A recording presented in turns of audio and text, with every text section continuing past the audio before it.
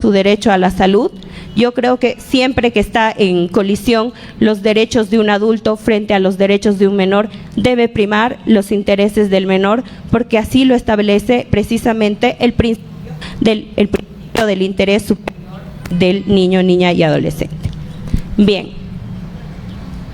Segunda medida, la retención de un porcentaje de salario. Esta medida ya está prevista en la normativa familiar. La tenemos en el artículo 126 y en el artículo 286. Está previsto que para asistencia familiar se pueda retener hasta un 40% del haber mensual. Sin embargo, sería importante que analicemos y podamos extender también esta medida para el concepto de gastos extraordinarios. ¿Cuál sería mi justificación? Que no es una medida lesiva a los derechos del progenitor. ¿Por qué? ¿Qué es el salario? El salario es la remuneración que recibe el trabajador. ¿Para qué? Para garantizar la supervivencia del mismo y de su familia. ¿Y acaso el hijo beneficiario no es miembro de la familia del trabajador? Es miembro de la familia del trabajador. Entonces estaría plenamente justificado. Si es extraordinario, no te van a retener todos los meses. Será pues alguna vez y únicamente un 40%. Y le quedaría el 60% para su subsistencia. Además que debemos considerar que una persona adulta puede y debe generar recursos económicos por sí mismo, tiene toda la capacidad de hacerlo, mientras un menor de edad no puede ni debe generar recursos económicos, es completamente dependiente de la persona que tiene su guarda. Entonces, frente a esta desventaja es el padre que debe esforzarse más. Bien, tercera y última medida, la retención de fondos en entidades financieras. Está prevista en nuestra normativa familiar en el artículo 284, inciso F, como una medida cautelar de carácter patrimonial.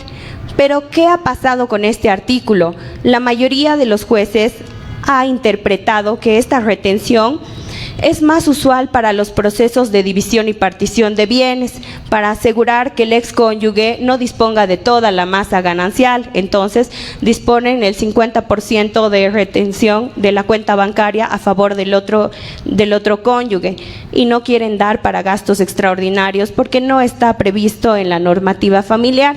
Sin embargo, no voy a mentir, hay varios juzgados que si uno solicita para gastos extraordinarios la retención de fondos en entidades financieras, han estado otorgando. Hay que ser específicos con el monto y es mejor formular un petitorio completo y no pedir solamente que congelen 7,000 bolivianos por gastos extraordinarios, sino que congelen los 7,000 y que se transfiera a la cuenta número tantos del beneficiario número tantos para evitarnos mucho papeleo. Entonces, como algunas autoridades judiciales no dan curso porque no está previsto, sería una medida interesante que esté expresamente prevista en la ley para que los juzgadores no tengan opción a rechazarnos esta medida. Bien, ¿cuáles serían los resultados cualitativos si realmente podríamos incorporar estos tres artículos en la Ley 603? Como primer beneficio tendríamos garantizar a los niños, niñas y adolescentes su desarrollo integral y que tengan un acceso oportuno a todas sus necesidades imperativas, ineludibles e imprevisibles. Como segundo beneficio se tendría favorecer a la progenitora o progenitor que tiene la guarda con un procedimiento realmente fácil y eficiente que pueda ejecutar. Tercer beneficio, terminaríamos generando responsabilidad en el otro progenitor porque al establecerse medidas coercitivas efectivas, sabe que no puede burlar el pago, entonces va a tener que ser consciente de su rol como padre o madre responsable. Y finalmente evitaríamos la acumulación innecesaria de memoriales en el expediente, que muchas veces se llena de memoriales porque el abogado trata de probar suerte con un montón de medidas a ver si el juez le va a dar curso y solamente se hace un expediente enorme y no le dan curso a nada. Conclusiones que podemos sacar de la presentación. En síntesis, podríamos decir que el principio del interés superior del niño, niña y adolescente para la normativa boliviana comprende la preeminencia de sus derechos, la primacía en recibir protección y socorro en cualquier circunstancia, la prioridad de atención en los servicios públicos y en el acceso a una administración de justicia pronta, oportuna y con asistencia de personal especializado. También podríamos concluir que los gastos extraordinarios para la doctrina son definidos como aquellos que no están contemplados dentro de la pensión de alimentos que debe pasar el alimentante, sin embargo son de vital importancia para los hijos menores que dependen de los aportes de los padres, es decir, que no están previstos, por lo tanto no pueden ser previsibles. También concluimos que el derecho de locomoción es uno de los derechos más preciados del ser humano y precisamente por ello y el principio de reserva legal no se puede privar a una persona de su libertad sino en casos expresamente señalados en la ley. Por ello, esta medida debería estar necesariamente en un artículo de nuestra Ley 603 para que sea ejecutable y tomar en cuenta que la principal fundamentación radica en que solamente es para el rubro salud, que va de mano con el derecho, que va de la mano con el derecho a la vida. Y finalmente, respecto a la idea de defender, la implementación de los 3 artículos que proponen la emisión del mandamiento de apremio para salud, la retención de un porcentaje de salarios y la retención de fondos en entidades financieras para los demás rubros, son medidas coercitivas de carácter personal y patrimonial que a mi parecer sí responden a la ejecución del cobro de gastos extraordinarios de manera efectiva. Y bien, con esto ha concluido mi presentación. Muchas gracias por su atención.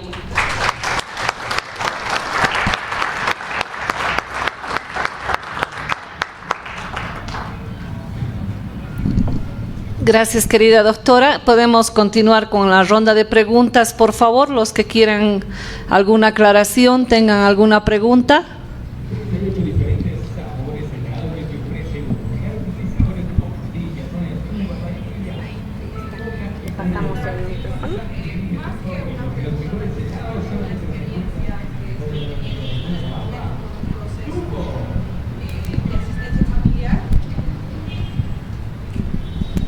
Muchas gracias.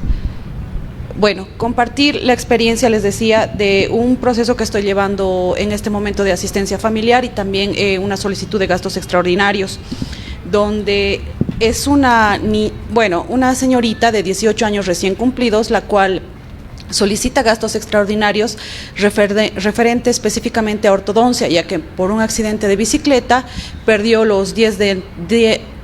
perdió 2 dientes delanteros, los cuales necesitan implantes, ¿ya? Mediante un certificado médico que incluimos en la solicitud de gastos extraordinarios, solicitamos el tema de, el certificado médico hace referencia al hecho de que la menor o la señorita tiene 18 años y los huesos, hablando médicamente, los huesos están todavía aptos para hacer un implante no tan invasivo a su cuerpo, no como se lo haría a una persona de 70, 80 años, y no causando el impacto como a una persona ya adulta mayor. Entonces resulta que solicitamos estos gastos extraordinarios y el padre responde de la siguiente manera, diciendo que la señorita ya tiene mayoría de edad y por lo tanto debería hacer uso de su derecho del trabajo y su obligación al trabajo y ella cubrir sus propios gastos extraordinarios porque el padre no piensa hacerlo. En esas palabras ha respondido mediante memorial. A lo cual, como estábamos solicitando en la misma demanda el tema de la asistencia familiar, la continuidad de la asistencia familiar y los gastos extraordinarios, nos vamos a audiencia. En juzgado, en audiencia, la juez lamentablemente le da cierta participación positiva sobre esta solicitud de que la señorita haga el uso de su derecho al trabajo, así como también haga el uso de su obligación al trabajo. ¿Hasta qué punto esta situación es aceptable? Obviamente, una persona de 18 años que tiene requerimientos extras, claro que puede darse tal vez el tiempo de dividir entre el estudio, que es su obligación y su derecho, y también hacer el uso de su derecho del trabajo. Pero ¿hasta qué punto es esto aceptable para un juez, para una solicitud? ¿Hasta qué punto es más importante su derecho de adquirir o de solicitar los gastos extraordinarios a la solicitud del padre de que tiene que trabajar para cubrir sus gastos extraordinarios? Ya que consideremos que una persona de esa edad tiene la principal responsabilidad de prepararse para tener una carrera profesional o una carrera técnico, como dijo la doctora Dirce, tal vez en el arte, qué sé yo, ¿no es cierto? Esa sería mi pregunta, por favor, gracias.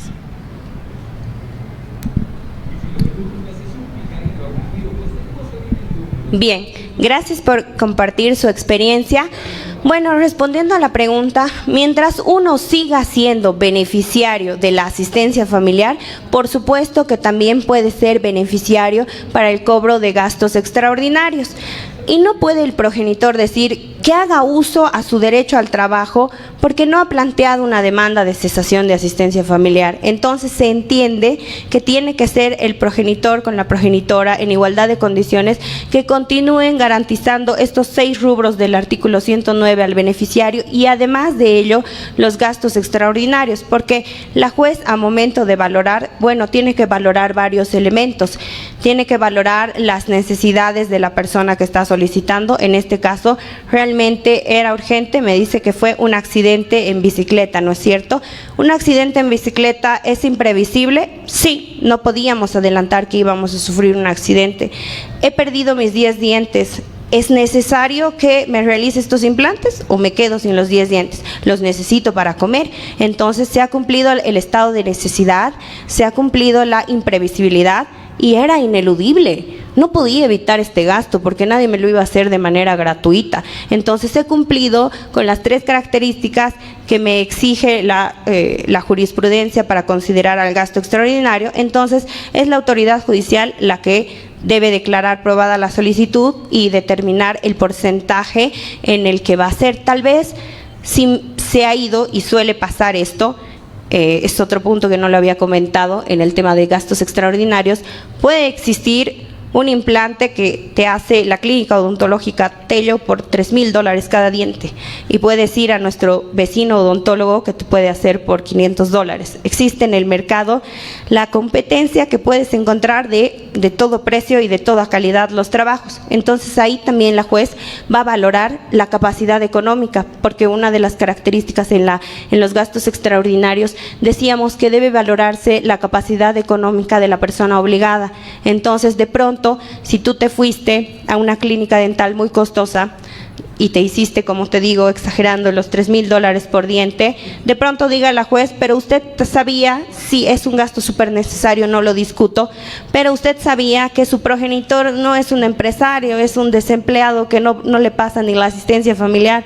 Entonces tenía que tratar de hacer un poco más módico el precio e irse a un término medio. Entonces de pronto, de una liquidación muy grande, le pueda dar un 40%, tal vez, no el 50%, o un 35%, valorando eso. En mi experiencia en el juzgado, vimos un caso interesante donde no se dio 50-50. Estábamos en pandemia y no habían autos, ¿recuerdan?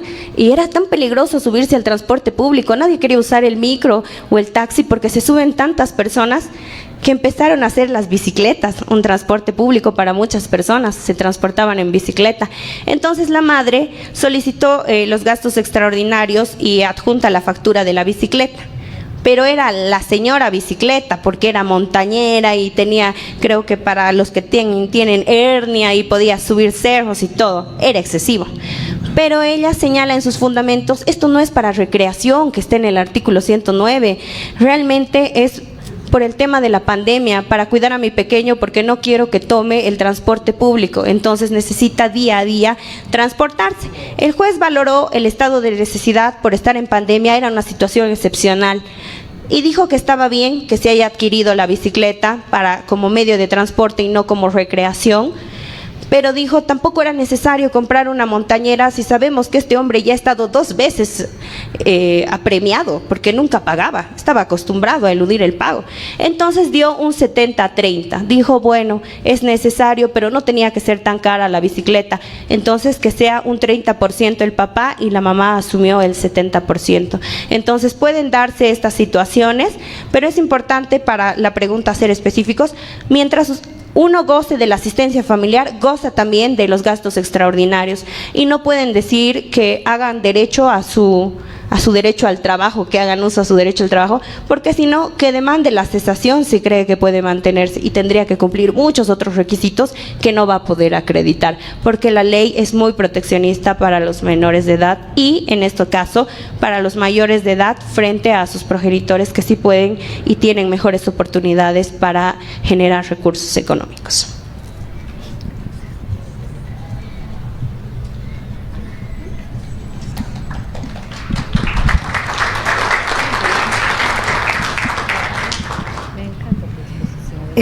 Doctorita Dirce, la verdad, una excelente exposición, estoy muy contenta. Su exposición ha sido muy clarito, yo creo que todos hemos entendido. Sin embargo, tengo una pequeña pregunta. ¿Existen plazos o caducidad para reclamar el reembolso de estos gastos extraordinarios?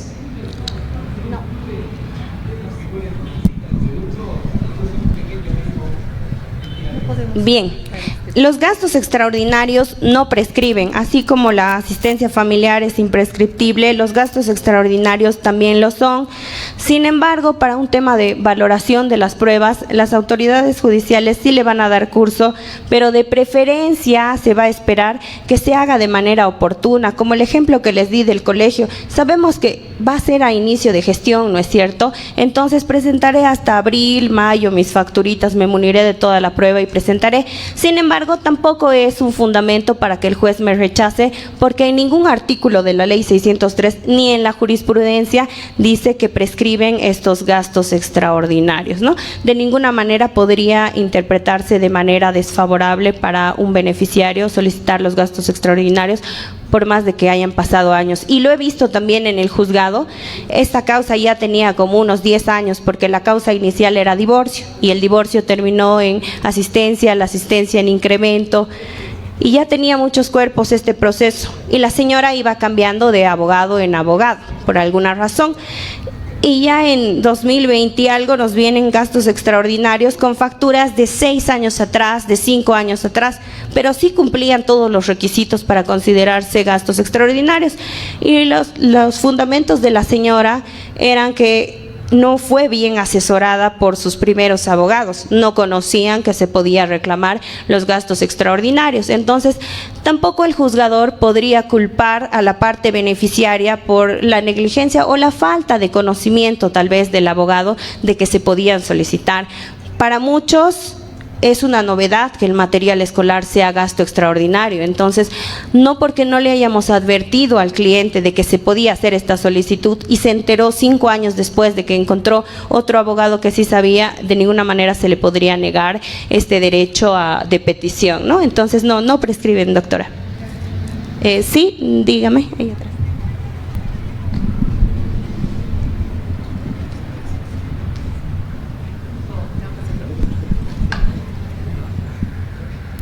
Doctorita, buenas noches. Bien, usted mencionó que cada caso debe ser considerado por la autoridad. Conocemos a nuestros jueces, ¿verdad? Lamentablemente hay jueces que de hecho son mujeres que siempre se parcializan por los varones. Ese derecho del niño no existe realmente. Aquí va mi pregunta. ¿Cómo los jueces ahorita se organizan? Porque tengo entendido que entre todos se reúnen y crean como una norma, ¿verdad? Porque la ley es muy amplia, como ha dicho. No podemos basarnos como abogados en artículos específicos para poder defender a nuestros clientes. Pero ¿cómo podemos respaldarnos? Mire lo que le ha pasado a la doctora. En mi caso pasa lo mismo. Materiales escolares no los ha considerado, uniformes no los ha considerado. Y cree la juez que los niños pues van a subsistir con un monto efímero de dinero, ¿no?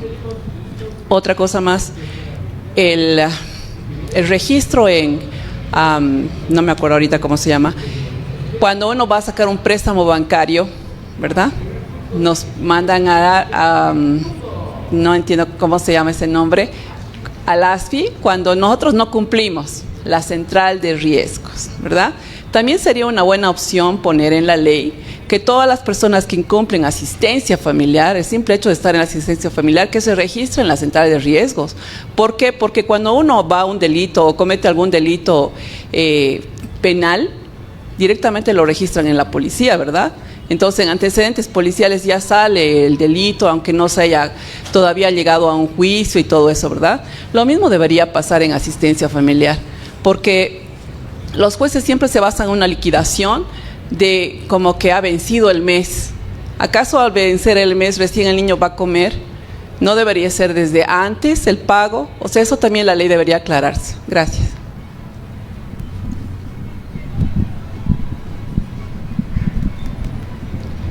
Bien, gracias por su pregunta. Respecto al primer punto de cómo es que juzgan las autoridades judiciales, los jueces tienen reuniones de coordinación, así se llama.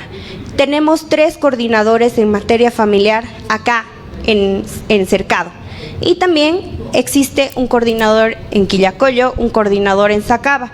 Entonces ellos convocan a sus reuniones de coordinación cuando existen conflictos a raíz de los vocales. Los vocales ven y dicen, hay muchas apelaciones en este tema, digamos gastos extraordinarios, porque este criterio está fallando. Entonces convocan a los jueces, a los coordinadores y a todos los jueces del área familiar para poder coordinar cuál va a ser nuestro lineamiento en casos análogos. Entonces exponen uno de los casos que ya se ha remitido a la sala familiar y dicen, vamos a coordinar que nuestro lineamiento va a ser el siguiente. ¿Para qué? Para evitar futuras apelaciones. Si estamos quedando con los vocales del área familiar, los 2 vocales del área familiar y todos los jueces del área, que en casos análogos se va a fallar de esta forma, entonces estamos evitando saturar la sala con apelaciones, porque si fallamos de esta manera vamos a hacer las cosas bien. Sin embargo, los jueces a veces discrepan en sus reuniones de coordinación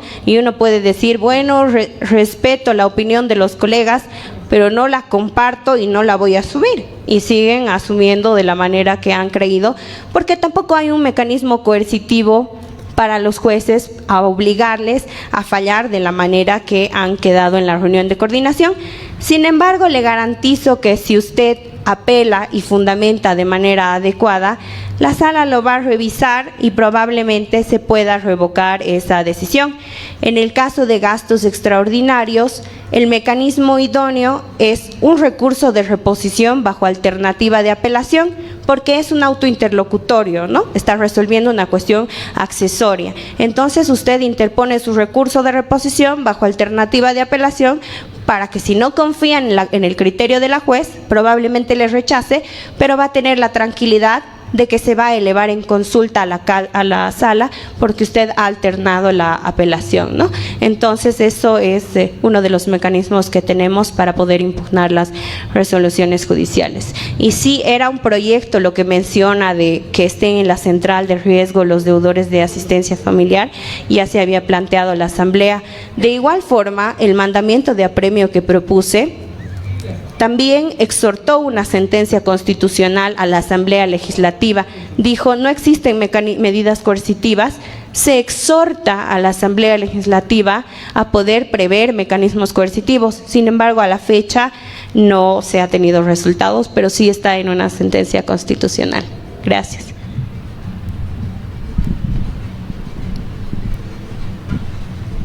Muchas gracias.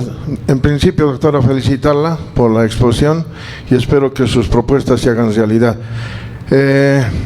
Todos sabemos que después del divorcio, generalmente en la mayoría de los casos, los hijos son utilizados como instrumento de venganza. ¿Cuál sería la actitud de los jueces? Porque cuando el divorcio termina mal, como enemigos, la mujer generalmente lleva al mejor colegio, lleva al mejor médico, a lo más caro, para hacerle gastar al varón. ¿Cuál sería la actitud de los jueces en este caso, doctora? Breve mi pregunta. Gracias. Bien, lo que se valora en esto que usted me dice, el colegio más caro y que quieren comprarse lo mejor, lo que valora la autoridad judicial al momento de fijar una asistencia familiar es el estilo de vida que se le ha dado al hijo desde el principio.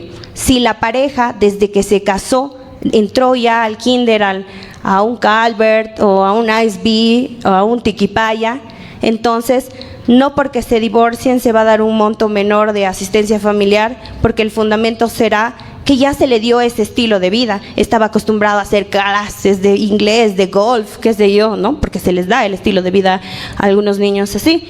Ahora, si nunca le han dado, y pasa lo que usted me dice, siempre ha estado en un colegio fiscal, digamos, ¿no? Y nunca ha realizado actividades extracurriculares, tampoco de recreación, y de pronto desde el divorcio, ya a los 15 años, quiero ponerle al ISB y quiero que tome 6 cursos extracurriculares. En realidad no va a ser tan así. Son 2 extremos que se toman en cuenta para la asistencia familiar, y lo dice así el artículo 116. Para fijar una asistencia familiar, como primer punto tomamos en cuenta las necesidades del beneficiario. Entonces debo valorar cuáles son las necesidades. Y segundo punto, la capacidad económica del obligado, porque por más que usted quiera ponerle al mejor colegio y que tome todos los cursos, de nada me sirve si la persona obligada es una persona desempleada o es, y no por desmerecer, no sé, de pronto un taxista o de pronto un albañil al que no le contratan mucho. Entonces también se tiene que valorar. La parte demandante tiene que acreditar con toda la prueba las necesidades, y la parte demandada va a valorar con toda la prueba cuál es su capacidad económica. Entonces no es que le van a dar todo lo que pide a la señora que quiere aprovecharse, sino que van a valorar si realmente tienen la capacidad económica, ¿no? Ahora, de pronto, si tuvo la suerte de casarse con un magnate empresario, entonces sí, va a ser generosa la asistencia familiar también. Sí. Gracias.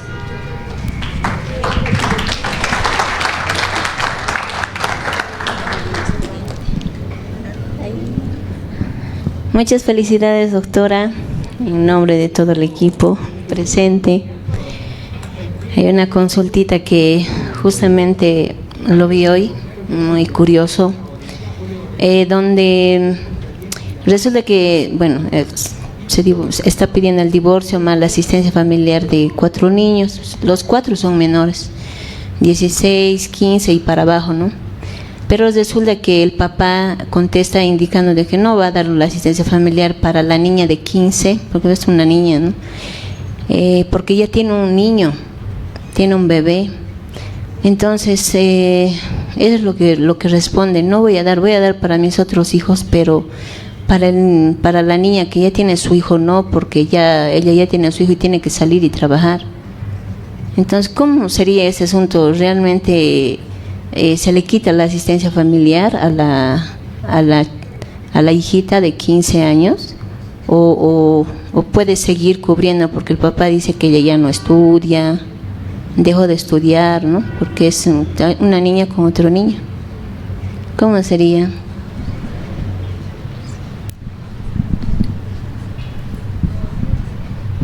Bien, cuando uno abandona sus estudios, los progenitores están obligados a asistirte hasta los 18 años, pero se puede extender hasta los 25 siempre y cuando estudies.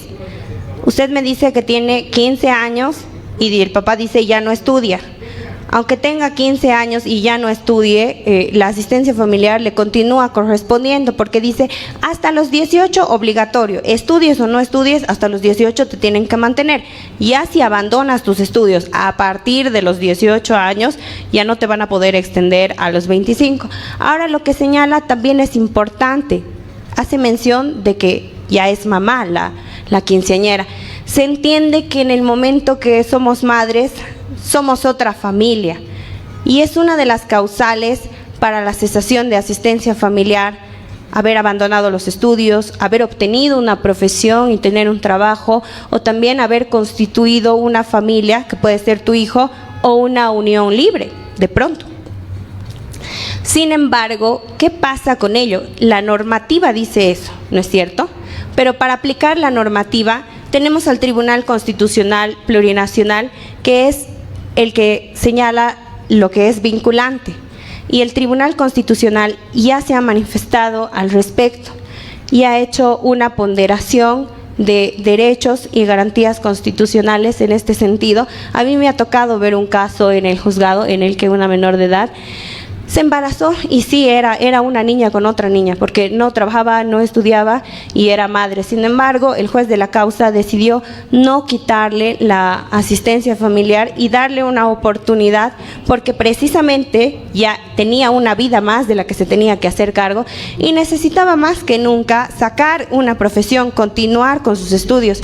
¿Y de qué manera podemos garantizar que una persona siga estudiando para salir profesional? Es mediante una asistencia familiar. Entonces el juez de la causa decidió no quitarle la asistencia familiar y darle un voto de confianza a esta joven para que tenga la oportunidad de obtener una profesión y así hacerse cargo de su hijo, a quien ya le va a tocar también a ella pasar asistencia familiar, ¿no? Entonces ese fue el criterio.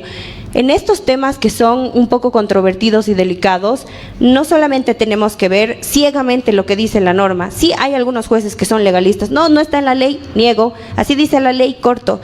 Sin embargo, debemos considerar que por encima de la normativa están los principios, porque los principios son precisamente la fuente de inspiración para la norma. Y cuando hay una colisión entre un principio y una norma, siempre debemos inclinarnos por el principio, porque es el máximo ideal al que aspira la sociedad y es un rector para poder aplicar correctamente la norma. Gracias. Muy bien.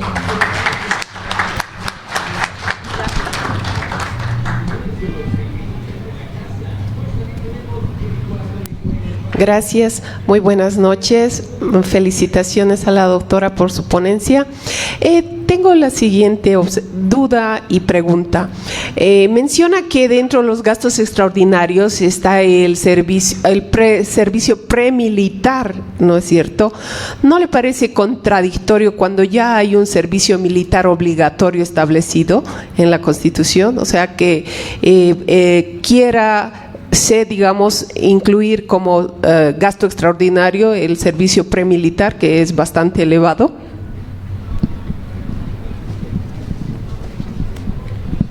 Pero el servicio premilitar es de carácter obligatorio para que puedan acceder a cargos públicos. Están obligados todos los varones siempre y cuando no se acredite que tienen algún impedimento para prestarlo. Entonces se ha fijado como un gasto extraordinario para que las madres que ya han heredado este gasto puedan acreditar con facturas o recibos oficiales la devolución del 50%.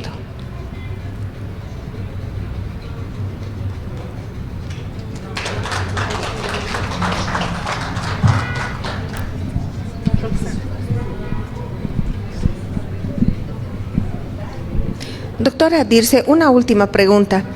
¿Qué consejos prácticos daría a los abogados para sustentar correctamente una solicitud de gastos extraordinarios?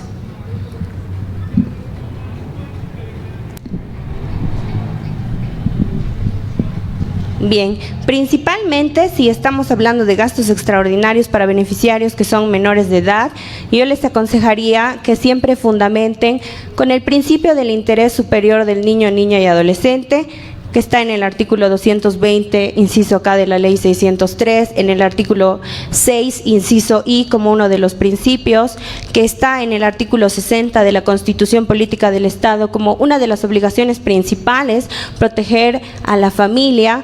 Podemos ver también el artículo 3 de la Convención de Derechos del Niño, que nos habla de las obligaciones que tiene el Estado para proteger el interés superior del mismo. Después de fundamentar el interés superior de los beneficiarios, también tenemos que fundamentar cuál fue el estado de necesidad y sería bueno que desarrollemos el cumplimiento de cada característica, como les he explicado, y aclararle al juez de qué manera este gasto era necesario, de qué manera era imprevisible, de qué manera era ineludible, y también detallar la prueba que están aportando para justificar este gasto, ¿no? Y también, por supuesto, con la normativa legal que tenemos. Y si es un gasto que usted cree que es un poco extraño, también podemos acudir a la jurisprudencia del Tribunal Constitucional. Gracias.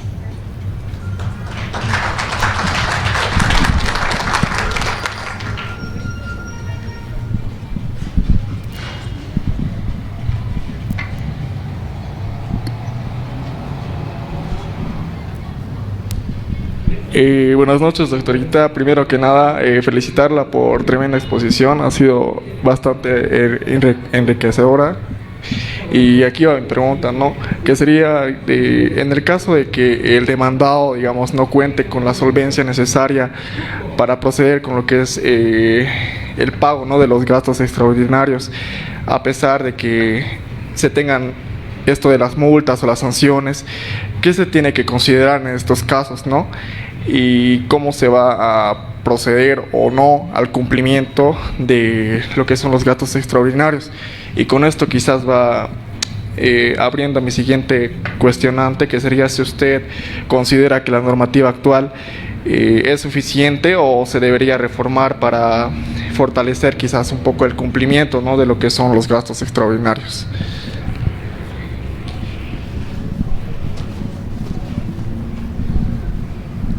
Gracias. Bueno, es precisamente lo que analizábamos, ¿no es cierto? Cuando no tiene la capacidad económica, ¿qué pasa?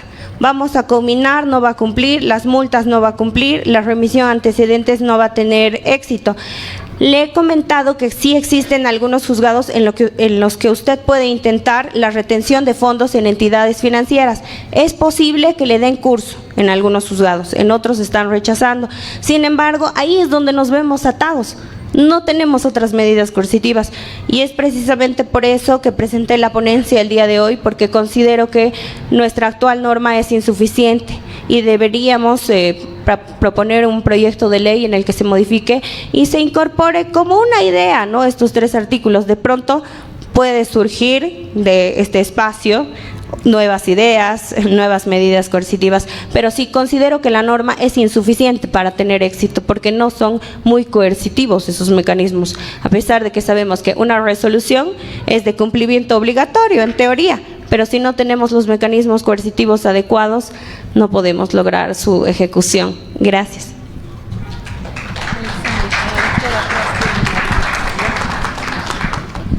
Bien, primeramente agradecer todo este planteamiento de esta propuesta. Mi duda, o por lo menos no he visto que se haya hablado todo respecto del proveedor, pero nada respecto de la madre que no deja ver al menor, exigen, cumplen. Yo en mi entorno tengo como 3 padres de familia que están obligados a proveer todo lo que exige la madre, pero no les dejan ver. Algo tendrá que haber, alguna medida tendrá que haber para presionar y se cumpla aquello que digan los días de visita, las vacaciones o cuando tienen derecho, ni a la familia ni al padre. Gracias. Bien, si no he tocado nada de ese tema era porque no he abordado el derecho de visita, pero claro que sí podemos responder. El derecho de visita igual le asiste a cualquier progenitor que no tiene la guarda de sus hijos. Y sí tenemos mecanismos coercitivos para el derecho de visita. Usted puede solicitar un derecho de visita y la madre puede oponerse. Dará sus razones. Puede decir, tal vez puede inventarse que es un hombre violento, que no va a brindar seguridad a sus hijos, pero ¿qué va a disponer la autoridad? Y usted puede proponer como abogada en el memorial que se elabore un informe psicosocial por el equipo interdisciplinario del Tribunal Departamental, o si prefiere por la Defensoría de la Niñez y Adolescencia, en el que se pueda valorar a los menores para poder establecer un derecho de visita de manera adecuada. Y a su vez, si usted cree que la madre está envenenando a los hijos, puede solicitar que en ese mismo informe se identifiquen si existen indicadores de alienación parental. ¿Y para qué nos va a servir ello? Para que usted en el futuro, si realmente cree que la señora es una persona tóxica para sus hijos y que nunca va a dejar ver a los niños, pueda demandar la modificación de guarda. Además que el artículo 216 de la ley 603 nos dice que si se incumplen 3 derechos de visita, pero que estén verificados por la Defensoría de la Niñez y Adolescencia, se podrá solicitar la revocatoria de guarda. Parece sencillo, ¿no? No me deja ver 3 veces y le voy a quitar la guarda. ¿Cuál ha sido la interpretación que han querido darle los jueces en las reuniones de coordinación? Decir que puede ser uno de los elementos. No le dejó ver 3 veces y estas 3 veces debe estar comprobado con el personal de la Defensoría de la Niñez y Adolescencia. Tiene que tener usted certificado de que no le han dejado ver y puede demandar la modificación de guarda. El juez no le va a dar de manera directa, como dice el 216, no va a revocar de manera directa la guarda, pero va a ser un elemento para que usted pueda plantear su modificación de guarda. Y para el incumplimiento de derecho de visitas, también se puede pedir multas, también se puede pedir combinatorias, también se puede pedir informes complementarios para que le puedan ampliar o modificar. Lo único que no están queriendo los jueces generalmente es que no se realicen en periodos menos cortos de 6 meses, porque una valoración psicosocial también es un desgaste emocional para el beneficiario.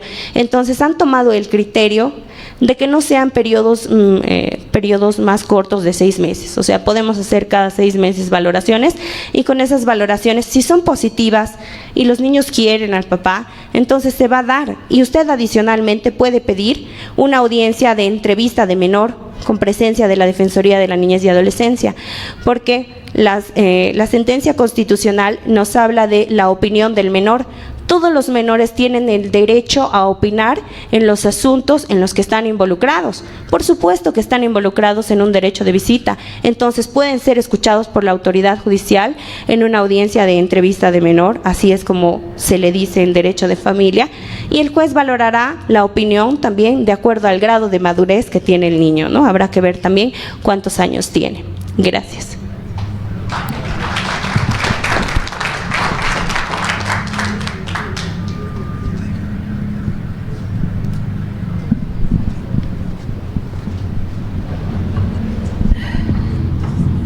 Bueno, creo que con esto, con las preguntas hemos concluido. Sin embargo, antes de cerrar esta excelente exposición, primero agradecerle nuevamente a la doctora. Realmente, como director y como presidente del Colegio de Abogados, me siento muy satisfecha de haber podido realizar este curso que creo que para todos nosotros ha sido muy importante, alimenta sobre todo nuestro deseo de mayor conocimiento. Además de que ha sido muy propositiva, ¿no es cierto? Nos ha dado una forma de subsanar, si se quiere, el vacío que tiene nuestra norma. También quiero aprovechar la oportunidad para invitarles. El mes de noviembre, a través de la Escuela Práctica, vamos a tener talleres. En estos talleres vamos a tratar específicamente estos puntos en los que estamos viendo que hay un vacío en la ley. ¿No es cierto? No hay uniformidad de criterios en nuestros jueces y cada juez resuelve de acuerdo a su objetividad, su conocimiento, y a veces generan discrepancias entre juzgados en materia civil, en materia familiar, entre un juzgado en materia civil y otro juzgado en materia civil, ¿no es cierto? Juzgado público. Entonces, para eso les pido, queridos colegas, puedan asistir a estos talleres. Hemos visto en algunos casos quejas también porque algunos jueces antes de admitir una demanda nos hace un carácter previo, se presenta el carácter previo y nuevamente otro carácter previo, ¿no es cierto? Y así situaciones que se están dando de discrepancias entre los propios jueces, a pesar de que, como decía nuestra distinguida doctora, tienen coordinadores. Entonces, no solamente en estos aspectos, tenemos en materia penal, tenemos en materia familiar y vamos a hacer talleres específicos. Primero nosotros como abogados, señalando cuáles son los puntos que están en falencia o en vacío nuestras autoridades judiciales, y después vamos a realizar los talleres con los coordinadores de áreas del Tribunal de Justicia para poder hacerles conocer estos, si bien no son errores, tal vez son hechos que no están coordinando entre ellos mismos, ¿no? Entonces, por favor, estén atentos el mes de noviembre, es importante que estén presentes, y nuevamente agradecerles a todos ustedes por su presencia, al director de la Escuela Práctica. De igual manera, estos cursos no se podrían realizar si no fuera por la colaboración de nuestro director. Muchas gracias a todos, que tengan un buen descanso.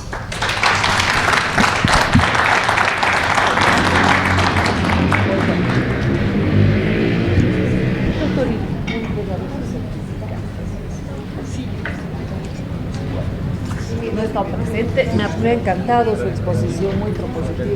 Realmente es un vacío que está generando.